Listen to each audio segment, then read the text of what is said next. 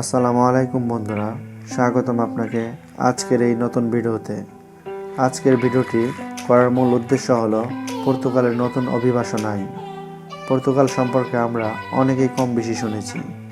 এটি ইউরোপের দেশগুলোর মধ্যে অন্যতম একটি দেশ। দেশটির জনসংখ্যা প্রায় 1.5 কোটি। এটি আয়তনের দিক দিয়ে 91,590 বর্গ কিলোমিটার। দেশটি ভ্রমণের জন্য খুবই সুন্দর এবং চমৎকার। প্রাকৃতিক ও ঐতিহাসিক নিদর্শন দেখার জন্য প্রতি বছর লক্ষ লক্ষ মানুষ দেশটিতে শুধুমাত্র ভ্রমণের জন্য গিয়ে থাকে।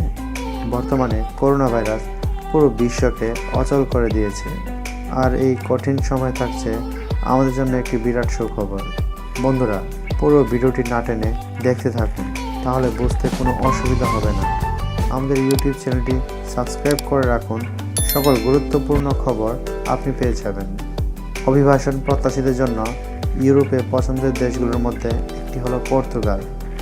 এই দেশটিতে বিশ্বের যে কোনো দেশের তুলনায় নাগরিকদের জন্য মাইগ্রেশন প্রক্রিয়া খুবই সহজ, ফলে যে কেউ দেশটিতে বসবাসের সুযোগ পেয়ে থাকেন। আগে এই অভিবাসন আইন যতটুকু সহজ ছিল, বর্তমানে 2021 সাল থেকে এই অভিবাসন আইন আরও সহজ হয়ে যাবে। পূর্বে যে কেউ দেশটিতে কমপক্ষে 5 বছর থাকলে তারা নাগরিকের জন্য আবেদন করতে পারত। বর্তমানে সেটিকে সরকার আরও সহজ করে দিয়েছে। 5 বছরের জায়গায় মাত্র 2 বছর করে দিয়েছে। যদি কোনো অভিবাসী 2 বছর দেশটিতে থাকে, তাহলে তারা নাগরিকের জন্য আবেদন করতে পারবেন।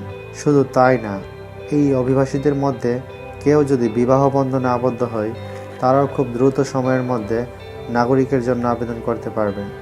পাশাপাশি যদি কেউ সন্তান জন্ম দেন, তারাও নাগরিকত্বের জন্য আবেদন করতে পারবেন।